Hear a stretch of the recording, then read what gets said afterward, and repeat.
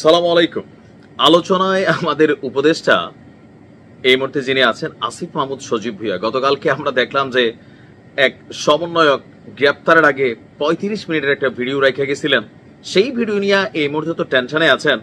তবে পদত্যাগটা সম্ভবত আরেকটু আর্লি করে ফেলবেন, কারণ তার উপদেষ্টার বিরুদ্ধেও তার এপিএস এর বিরুদ্ধে না পিএস এর বিরুদ্ধেও সম্ভবত আপনার এই ছিল, অভিযোগ ছিল কত কোটি টাকা জানি আত্মসাতের। যাই হোক, ঘটনার প্রেক্ষাপট ওই জায়গায় না।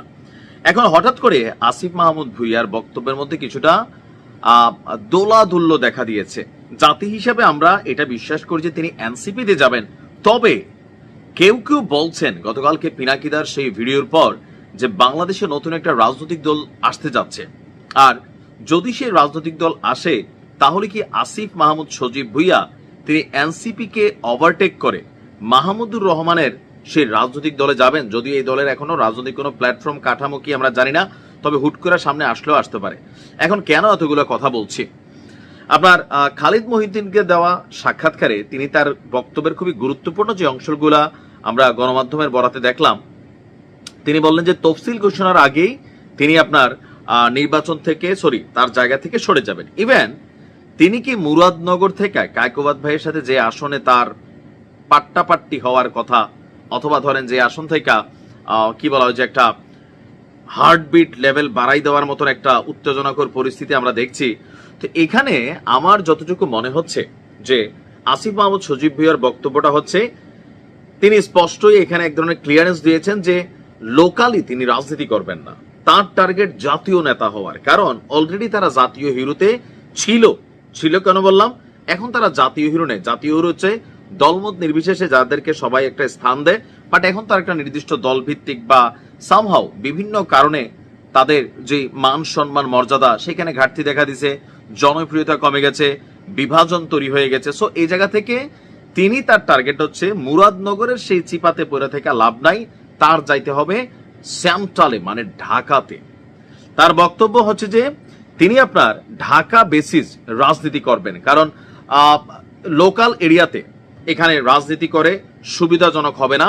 জাতীয় রাজনীতির কেন্দ্র হিসাবে ঢাকা শহরই তার জন্য সুবিধাজনক স্থান। তো কোন দল থেকে তিনি করবেন তিনি বলছেন এখনো তিনি সিদ্ধান্ত নেননি।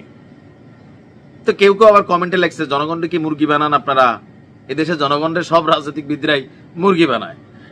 তো 95% ধারণা তিনি এনসিপিতে যাবেন, কারণ দিন শেষে ঘরের পাখি ঘরেই ফিরা যায়। আর 5% সম্ভাবনা যে জায়গাটা থেকে এখন দেখা দিচ্ছে যে পিনাকিদার সাথে আসিফের একটা ভালো সম্পর্ক আছে। যখন প্যারিসে গিয়েছিল তিনি উপদেষ্টা হওয়ার পরে পিনাকিদার সাথে সেখানে দেখা করছে। এখন কোথায় যে কোন মেটিকুলাস প্ল্যান ডিজাইন হয় সেটা কিন্তু বোঝার কোনো সুযোগ নেই।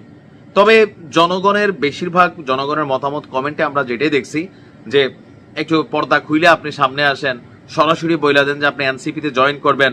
আমরা তো জানি আপনি এনসিপিতে যাবেন। ব্যক্তিগতভাবে আমিও ফিল করি তিনি এনসিপিতে যাবেন, কারণ তারা একটা টিম এবং তাদের একটা পরিকল্পনা আছে। নির্বাচনকে ঘিরে নাহিদ করছে, তারপর আসিফ করবে, তারপর কয়েকদিন পরে হয়তো মাহফুজ করবে, এবং প্রত্যেকেই জাতীয় নাগরিক পার্টির বা এনসিপির গুরুত্বপূর্ণ কি পয়েন্টগুলোকে তারা হোল্ড করবেন। কারণ রাইট নাও এই কটা ক্যারেক্টার এই দলটার হচ্ছে আইকনিক ফিগার। তো আসিফ মাহমুদ সজীব ভুঁইয়ার যতই অপরাধ থাকুক, কর্ম অপকর্ম থাকুক, কিন্তু তার একটা বিশাল ফ্যান বেস আছে। বিশেষ করে এই জুলাই অভ্যুত্থানকে কেন্দ্র করে আবার সুবিধাভোগী একটা ফ্যান বেসও কিন্তু তৈরি হয়ে যায়, যে আপনাকে ঘিরা নতুন করে এলাকাতে একটু দাপট টাপট নিয়ে চলা যায়, একটু মাল পানি কামানো যায়, এরকম একটা সিন্ডিকেটও কিন্তু অটোমেটিক আসিফ মাহমুদের আশেপাশে বিএনপির নেতাকর্মীরা অভিযোগ করেন যে তৈরি হয়ে গেছে। এলাকা নিয়ন্ত্রণ বিভিন্ন, বা ওনার বাবাও অনেক কিছু নিয়ন্ত্রণ করেন, এখানে অনেক বক্তব্য চলে আসছে। তো আমার মনে হয় আসিফ মাহমুদ তিনি আপনার এনসিপি থেকে নির্বাচন করবেন, কারণ মাহমুদুর রহমানের দল হইতে পারে, সেখানে আসিফ মাহমুদ যাওয়ার মতন ভুল করবেন না, কারণ রাতারাতি সাপোর্টিং হারাবেন। তো দেখা যাক তিনি কোন দলে যান, বাট যাই না রাখেন তিনি এনসিপি দিয়ে যাবেন। ওই যে গরিবের কথা বাসি হইলে ফলে আর কি।